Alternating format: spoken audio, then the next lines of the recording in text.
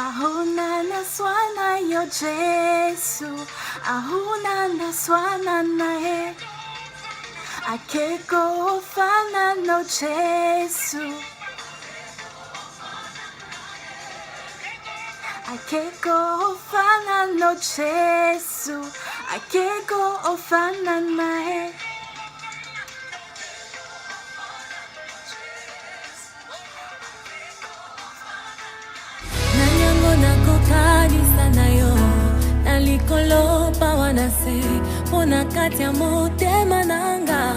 Je ne connais qu'un seul amour. Coucou tout le monde, bienvenue sur ma chaîne YouTube. Ici c'est la joie du Christ, ici c'est la joie du Christ. Donc en fait, aujourd'hui je reviens avec une vidéo un peu différente. Je vais répondre à une question. Donc en fait j'ai essayé de faire de Christian Tag, je ne sais pas si vous connaissez, mais c'est un genre de question en fait qui permettent de partager son témoignage. Et en faisant ça en fait, du coup ça m'a donné une idée de répondre à une question qui est dans The Christian Tag. Donc si vous voulez voir de quoi je parle, keep on watching bro.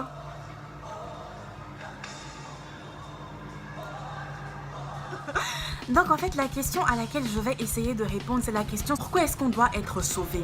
Pourquoi est-ce qu'il est important de donner sa vie à Christ? Déjà je m'excuse pour le bruit parce que je suis à la fenêtre et c'est aujourd'hui que les gens ils ont décidé de faire toutes sortes de bruits. Mais ça ne m'empêchera pas de parler de Dieu. Voilà. Donc en fait je veux lire un verset sur lequel je vais me baser pour répondre à cette question-là. Donc le verset c'est dans Matthieu 7, 11 qui dit: si donc méchants comme vous l'êtes, vous savez donner de bonnes choses à vos enfants, à combien plus forte raison votre Père qui est dans les cieux donnera-t-il de bonnes choses à ceux qui les lui demandent?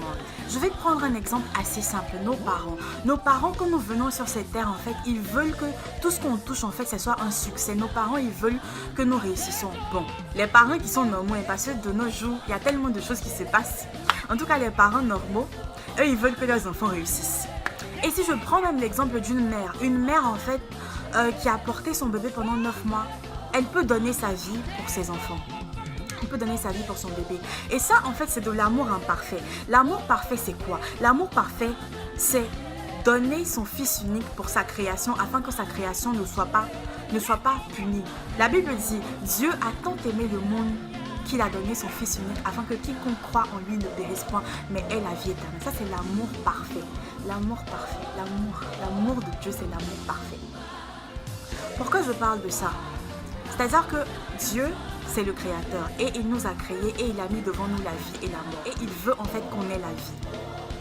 Jésus a dit: Satan vient pour voler, détruire et tuer, mais moi je suis venu pour que mes brebis aient la vie. Il veut une vie abondante pour nous. Et Dieu en fait il nous a envoyés sur cette terre pour qu'on expérimente en fait un avant-goût du paradis. Et c'est quoi l'avant-goût du paradis? L'avant-goût du paradis, c'est avoir la meilleure vie possible que Dieu sait que tu peux avoir. Le Seigneur, pour lui, notre vie, c'est de la rediffusion parce qu'il a déjà tout vu. Il sait tout ce qui va se passer. Et en fait, il veut nous guider parce qu'il sait qu'il y aura forcément des moments où on sera perdu. Il y aura forcément des moments où on ne saura pas où aller. Il y aura forcément des moments où on sera juste là, on va se demander est-ce que la vie vaut la peine d'être vécue. Mais l'Éternel, il connaît notre vie, il connaît les talents qu'il a mis en nous, il connaît les dons qu'il a mis en nous. Il sait dans quel point on aura le plus d'impact. Il sait quelle vie qui va nous rendre heureux. Et en fait, il ne nous demande rien, il veut juste qu'on accepte de marcher avec lui. Il veut nous protéger afin qu'on ne périsse pas. Il veut nous protéger. Et ça doit être déjà une raison. C'est quelqu'un qui nous aime, qui veut nous protéger, qui veut le meilleur pour nous. C'est un père comme tu n'en as jamais vu. Il veut le meilleur pour ses enfants. Il veut ce qu'il y a de plus extraordinaire pour ses enfants. Il veut que ses enfants soient des témoins, soit vraiment, quand on va voir la vie de ses enfants, on va dire: ah lui, vraiment, c'est leur père c'est vraiment leur père. Il veut qu'on le reconnaisse à travers ses enfants. Et il nous aime. Ça déjà, ça doit être la première raison pour laquelle tu vas donner ta vie à Dieu. Parce que Dieu, il t'aime. Il t'aime, peu importe ce que tu vis, peu importe les mensonges que l'ennemi a essayé de te faire croire. Dieu, il t'aime d'un amour inconditionnel. Voilà pourquoi il a donné sa vie. Je ne sais pas vous, mais s'il y a quelqu'un qui connaît déjà ma vie, qui sait par quoi je vais passer, qui connaît déjà quel chemin je dois emprunter, qui sait déjà ce qu'il faut que je fasse pour être la plus épanouie sur la terre, pourquoi je ne vais pas aller vers lui? Pourquoi je ne vais pas lui donner ma vie? Je sais pas, c'est la première raison qui doit nous pousser en fait à donner tout de nous à Dieu. C'est notre Père, un Père qui nous aime plus que n'importe qui va nous aimer sur cette terre. Ça doit être la première raison qui va nous pousser en fait à aimer. Le Seigneur a dit, si donc méchants comme vous êtes, nous les hommes, si on peut donner le meilleur de nous aux personnes qu'on aime, à plus forte raison, à combien plus forte raison, lui, il va donner à ses enfants tout ce qu'il lui demande. C'est-à-dire que Dieu, il t'aime tellement que tout ce que tu vas lui demander, il va te donner. Il veut juste que tu acceptes. Il veut juste que tu décides de marcher avec lui. Le matériel ne te rendra pas heureux. L'argent ne va pas te rendre heureux. L'amour ne va pas te rendre heureux. Les hommes ne te rendront jamais heureux. Tout ce que tu vas faire sur cette terre ne va pas te rendre heureux. Parce qu'il y a un vide dans ton cœur que seul Christ peut combler. Seul Christ peut combler ce vide-là. Seul Christ peut combler ton vide. Et il veut juste te combler ce vide. Parce qu'on voit beaucoup de personnes de nos jours, voilà, qui se suicident, mais elles ont l'air comme des personnes les plus heureuses sur la terre. Pourquoi elles se suicident alors? Parce qu'elles sont vides à l'intérieur, parce que le matériel n'a pas pu les sauver, parce que les personnes autour de nous autour d'elles n'ont pas pu les sauver. Mais Dieu, il ne veut pas que tu finisses comme ça. Dieu, il t'aime d'un amour infini et il veut que tu lui donnes sa vie, ta vie. Ça doit être la première raison pour laquelle tu vas donner ta vie à Dieu. Marche selon ses principes. Il a dit que ces fardeaux ne sont pas lourds. Ces fardeaux, ils sont légers.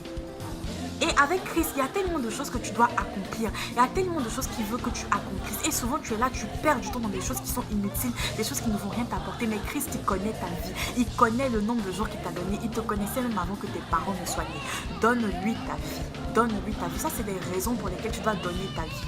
Parce qu'il t'aime et il veut juste ton bien. Il veut le meilleur pour toi.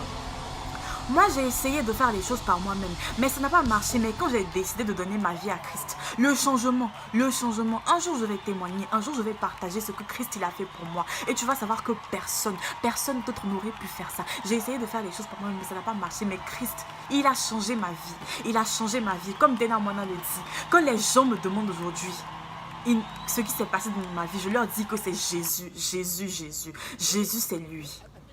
Donc voilà. Excusez-moi, Donc voilà, c'était juste une petite vidéo. Voilà, on se dit à la prochaine. Voilà, que Dieu vous bénisse. Et puis bon.